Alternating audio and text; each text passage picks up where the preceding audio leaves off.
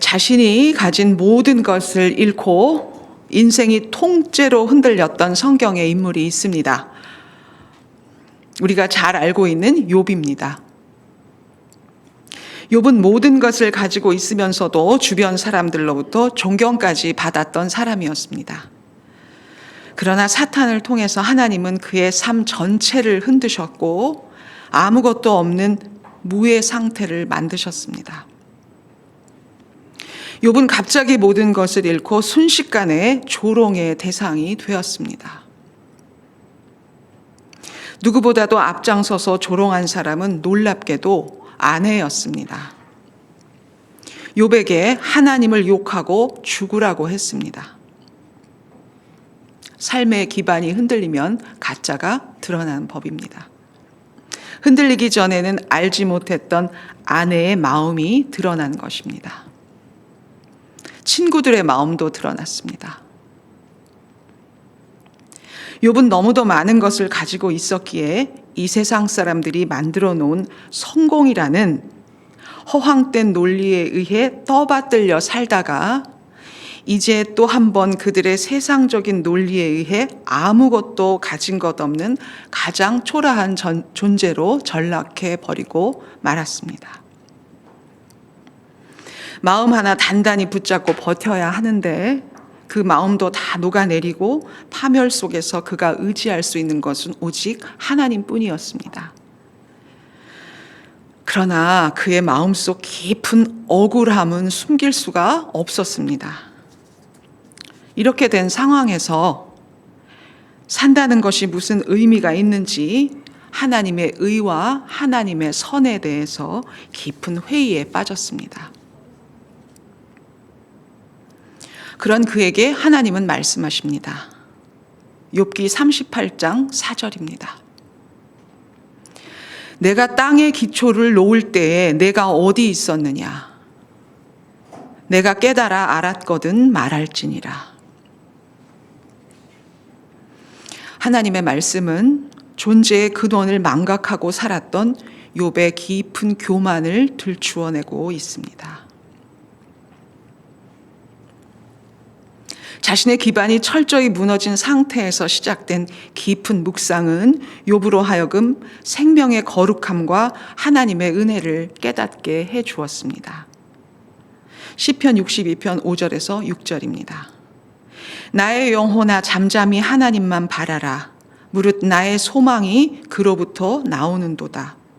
오직 그만이 나의 반석이시요 나의 구원이시요 나의 요새이시니 내가 흔들리지 아니하리로다. 하나님의 흔드심으로 욥은 인생의 모든 것을 잃었지만 가장 중요한 그것, 하나님이 주시는 흔들리지 않는 나라를 선물로 받았습니다. 우리에게 영원히 흔들리지 않는 나라를 주시기 위해 이 땅에서 흔들리는 모든 헛된 것들이 다 사라질 때까지 더욱더 강하게 흔들겠다고 하시는 하나님의 마음이 오늘 본문 26절과 27절에 나와 있습니다. 그때에는 그 소리가 땅을 진동하였거니와 이제는 약속하여 이르시되 내가 또 한 번 땅만 아니라 하늘도 진동하리라 하셨느니라. 이 또 한 번이라 하심은 진동하지 아니하는 것을 영존하게 하기 위하여 진동할 것들 곧 만드신 것들이 변동될 것을 나타내심이라. 하나님은 언젠가 하늘과 땅과 바다와 육지를 진동시키실 것이며 창조하신 이 세상 전체를 흔드실 것이고 우리가 당연시 여기고 살았던 모든 기반들이 무너질 것입니다. 그런데 그것은 우리에게 영원히 흔들리지 않는 나라 새 하늘과 새 땅을 주시기 위함이라는 말입니다. 베드로후서 3장 12절에서 13절입니다. 하나님의 날이 임하기를 바라보고 간절히 사모하라. 그날에 하늘이 불에 타서 풀어지고 물질이 뜨거운 불에 녹아지려니와 우리는 그의 약속대로 의가 있는 곳인 새 하늘과 새 땅을 바라보도다.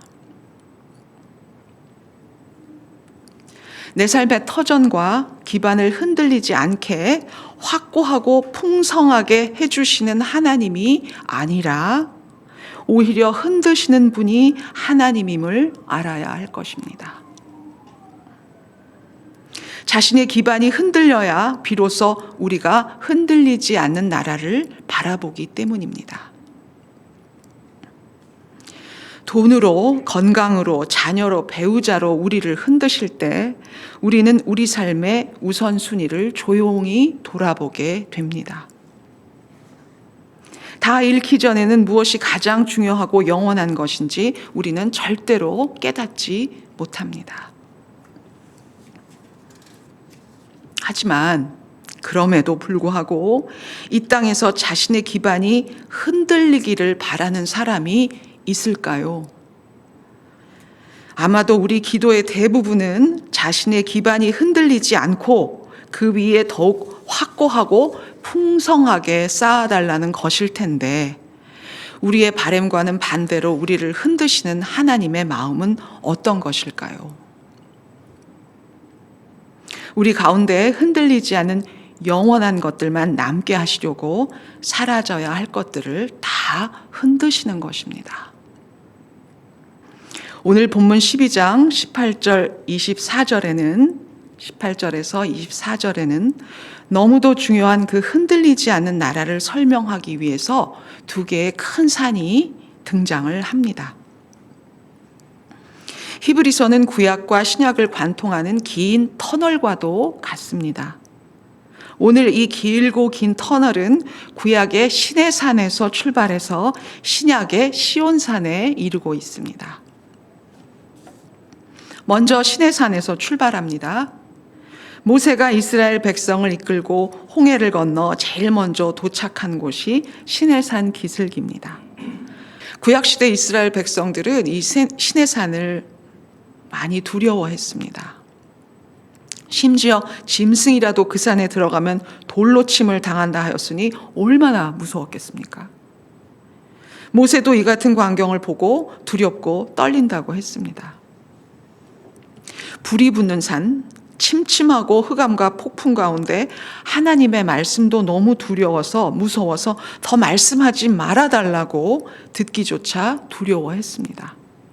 그러나 그것은 두렵다기보다는 말씀에 대한 거절이었고 하나님께 거역하는 그들의 모습이었습니다. 히브리서 기자가 여기서 하고 싶은 말은 구약의 율법으로 돌아가려는 유대인 그리스도인들에게 너희가 오를 산은 이곳 시내산이 아니라는 것입니다. 19절에 말하는 소리가 있는 곳에 이른 것이 아니라 이런 말씀이 있는데요. 이 구절은 유대인 그리스도인들은 구약의 시내산에 이른 것이 아니라는 말이고 그럴 필요도 없다는 뜻입니다. 왜 자꾸 과거로 돌아가려고 하는지 그 답답함을 이야기하면서 그들은 깨닫지 못하고 있지만 지금 현재 이미 우리가 올라가 있는 시온산에 대해서 이야기를 시작하고 있습니다. 22절에서 23절입니다. 그러나 너희가 이른 곳은 시온산과 살아계신 하나님의 도성인 하늘의 예루살렘과 천만 천사와 하늘에 기록된 장자들의 모임과 교회와 만민의 심판자인 하나님과 및 온전하게 된 의인의 영들과. 우리는 좀 전에 시내산의 무시무시한 그런 풍경을 보았습니다. 그런데 지금은 시온산에 이르렀습니다. 시내산에 있었던 사람들은 구약의 백성들이었고 지금 시온산에 있는 사람들은 유대인 그리스도인들과 우리들입니다.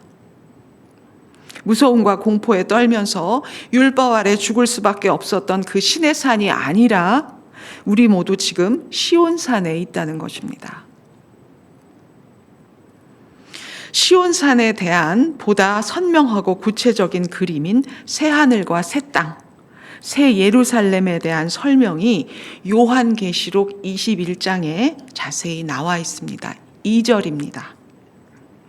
또 내가 보매 거룩한 성 새 예루살렘 성이 하나님께로부터 하늘에서 내려오니 그 준비한 것이 신부가 남편을 위하여 단장한 것 같더라. 아름답고 설레임 가득한 시온산의 모습입니다. 여기에 우리가 이르렀다는 말입니다. 또한 새 예루살렘 성에 관한 설명이 22절에 나와 있습니다. 성 안에서 내가 성전을 보지 못하였으니 이는 주 하나님 곧 전능하신 이와 및 어린 양이 그 성전이심이라.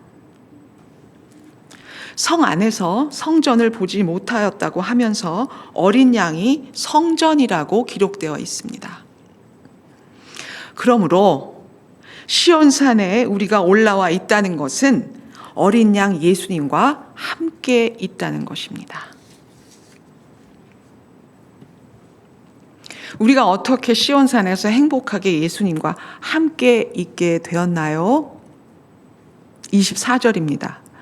새 언약의 중보자이신 예수와 및 아벨의 피보다 더 나은 것을 말하는 뿌린 피니라. 피 흘려 죽으신 예수 그리스도로 인하여 우리 모두가 의롭게 되었으며 우리는 결코 흔들리지 않는 시온산에 굳게 선 하나님의 사랑스러운 백성이 되었다는 것입니다. 예수님이 오시기 전에는 하나님은 멀리 계시고 피하고 싶은 무서운 존재로 보였지만 이제 하나님은 그리스도를 통하여 자신의 존존으로 우리를 따뜻하게 맞아주신다고, 우리는 현재 하늘도성인 하나님 나라의 시민이라고 말하고 있는 것입니다. 사랑하는 여러분, 우리가 오늘 사는 바로 이곳, 예수 그리스도의 십자가로 우리에게 주어지는 은혜의 산, 절대로 흔들리지 않는 시온산입니다.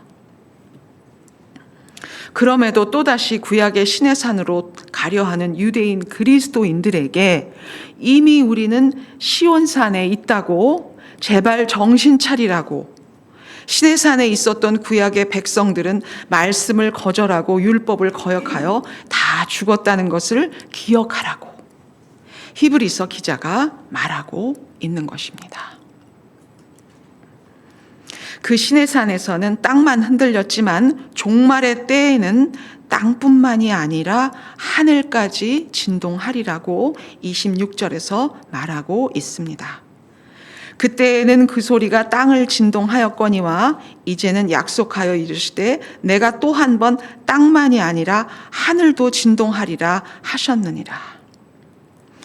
하늘도 진동하리라. 여기서 진동은 미래에 벌어질 세상의 변형 또는 궁극적인 파멸을 가리키는 것으로 우주적 대변혁을 나타낸다고 신학자 레이는 설명하고 있습니다. 왜 이렇게 땅과 하늘을 다 흔드시겠다고 하는 걸까요? 그것은 흔들리는 이 땅의 모든 영원하지 못한 것들을 다 사라지게 하기 위해서이고, 흔들리지 않는 영원한 것만 남게 하기 위해서입니다.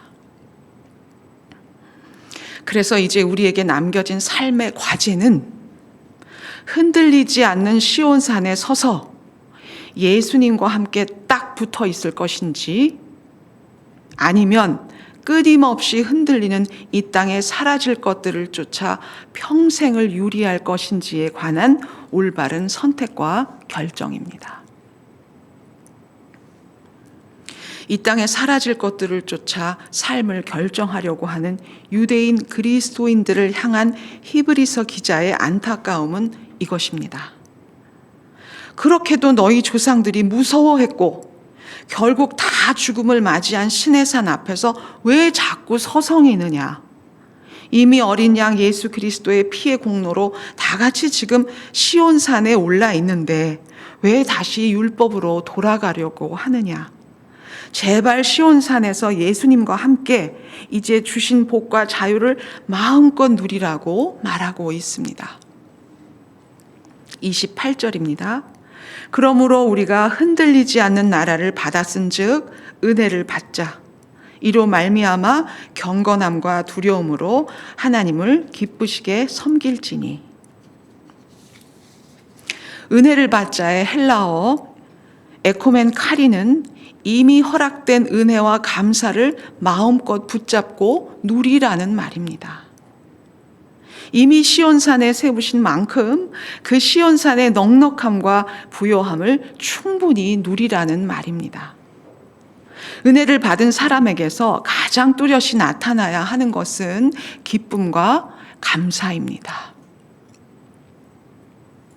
하나님 일을 하겠다고 심각한 얼굴로 비장하기보다는 당신께 모든 것을 맡기고 시온산에서 마음껏 뛰놀고 향유하며 주님을 굳게 믿고 마냥 행복해하는 우리, 그 존재 자체만으로 하나님은 우리를 흐뭇해 하시지 않을까요?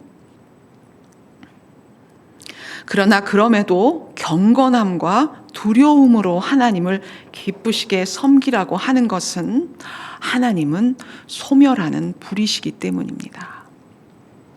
29절입니다. 우리 하나님은 소멸하는 불이십니다. 불은 세상의 모든 더러움을 태워버리는 순수한 물질입니다. 그 순수함으로 우리를 정금같이 단련하시겠다는 말씀입니다. 하나님의 뜻이라면 불 속으로 들어가겠다고 자청한 다니엘의 세 친구들은 그 뜨거운 불길 가운데서 털끝 하나 타지 않고 그대로 있었습니다. 우리를 소멸하고 태우기 위함이 아닙니다. 우리를 정금같이 만드시는 것이 소멸하는 불이신 하나님의 목적입니다. 우리를 흔드실 뿐 아니라 우리를 불 가운데로 통과하게 하십니다. 허위와 거짓들을 다 태우고 불순물을 제거하십니다. 그러므로 우리는 우리를 태우고 우리를 뿌리채 흔들 수 있는 하나님을 두려워할 수밖에 없는 것입니다. 우리들은 시온산에서 예수님과 함께 할 수 있는 이 엄청난 은혜를 때때로 너무 당연시하거나 경박한 태도와 부적절한 언행으로 가볍게 취급하는 위험에 빠질 수 있습니다. 그래서 경건함과 두려움으로 하나님을 기쁘시게 섬기라고 말하고 있는 것입니다. 왜냐하면 흔들리지 않는 나라를 선물로 우리가 받았기 때문입니다. 여기서 묵상해야 할 부분은 시내산에서 시온산으로의 이행이 결코 순조롭지만은 않다는 것입니다. 시내산에서의 흔들리는 땅이 하나님의 새 언약 속에서 새로운 세상 시온산으로 결코 그렇게 쉽고 평탄하게 이행되지 않고 엄청난 진동이 더하여질 것이라고 말씀하고 있는 것입니다. 이것이 곧 땅의 지진만이 아니라 하늘의 지진, 천진을 말하는 것입니다. 새하늘과 새 땅이 시작될 것이기 때문에 우리로서는 도저히 상상할 수 없는 근원적인 변화를 예고하고 있는 것입니다.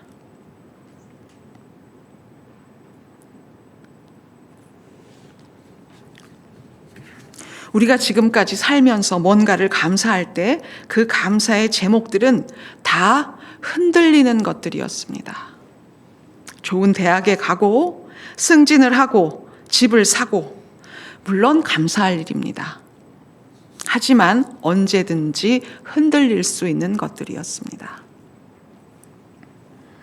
그런 우리들에게 하나님은 오늘 우리가 진실로 감사해야 할 것이 무엇인지 가르쳐 주십니다. 우리가 그토록 연연해하는 것들, 절대로 흔들리지 않게 해달라고 매일같이 기도하는 모든 것들도 언젠가는 근원적인 변화를 겪어야 할 것입니다. 그래서 일시적이고 어리석은 허망한 수준의 모든 것이 완전히 사라지도록 땅만이 아니라 하늘까지 흔들릴 것이라고 말하고 있는 것입니다. 결코 흔들리지 않는 나라에 입성한 우리들이지만 정결함을 유지하기 위해서는 계속 하나님의 불 가운데서 흔들리는 모든 것들을 제거해야 할 것입니다. 사라져버릴 모든 일시적인 것들이 현재 하나님의 섭리 속에 있지만 앞으로 그것을 다 멸하실 것입니다. 불완전한 모든 것들이 사라질 날이 올 것입니다. 새로운 언약과 그 언약에 속한 자들만 살아남게 될 것입니다. 그러므로 하나님과 직접 깊은 관계를 가지고 기도하고 묵상할 수 있는 이 놀라운 특권을 결코 가볍게 생각해서는 안 될 것입니다.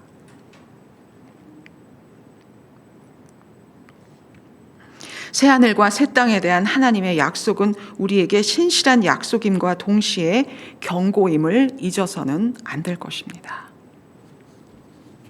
초대받았다고 해서 하나님의 징계, 아버지의 자식 만들기가 중단되는 것이 아닙니다. 하나님은 소멸하는 불이라는 이 사실은 조금도 변함이 없다는 것을 우리가 정확히 깨달을 때 생명의 산 시온산으로 옮겨주신 예수님이 성취하신 그 일의 의미를 온전히 음미할 수 있는 것입니다. 구약에서 제시된 구원 계획을 예수님 안에서 승리로 이끌어주신 그 지속적이고 치밀한 하나님의 사랑을 결코 놓쳐서는 안 될 것입니다. 그러므로 진정한 감사와 기쁨의 예배를 끊임없이 동일하게 드리는 것만이 우리가 할 수 있는 유일한 일입니다. 소멸하는 불이신 하나님이 그 불의 순수함으로 우리를 정결케 하셔서 우리로 하여금 흔들리지 않는 나라 생명의 시온산에 합당하도록 우리를 만들어 주실 것입니다. 내게 주어진 모든 것에 감사하고 기뻐하는 것만이 나를 만드시는 하나님을 도와드릴 수 있는 유일한 방법입니다. 흔들리지 않는 나라는 최종적인 하나님의 통치가 실현되는 실체로서 그리스도인들에게 주어지는 하나님의 선물입니다.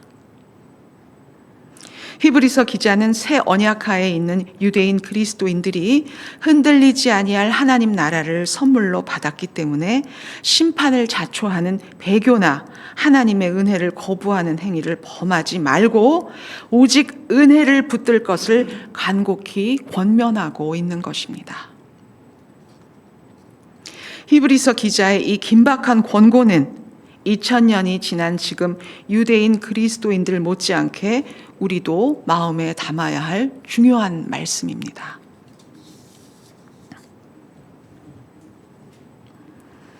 우리는 그동안 흔들리는 것들만을 붙잡고 안간 힘을 쓰며 불안하게 살았습니다. 이제는 흔들리지 않는 나라를 바라보며 그것을 받은 것으로만 감사를 올려드립니다.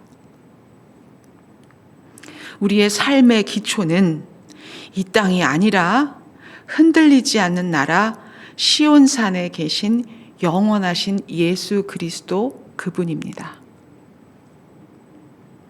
그분이 행하신 일과 그분이 앞으로 행하실 일에 대해 마음속 깊은 곳으로부터 우러나오는 감사를 하나님께 드릴 때 그것은 세상에서 가장 순결한 우리의 희생 제사가 될 것입니다.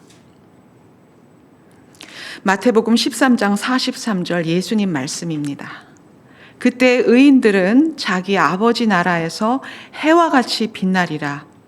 귀 있는 자는 들으라. 지금도 하늘을 보며 바람과 꽃과 나무를 보며 하루하루가 이렇게 감사한데 앞으로 올 세상 새 하늘과 새 땅 약속해 주신 그 세상을 기쁨으로 고대하며 우리가 참된 감사를 마음에 품고 산다면 그것은 하나님께 드릴 수 있는 가장 심오하고 가장 진실한 형태의 예배가 될 것입니다.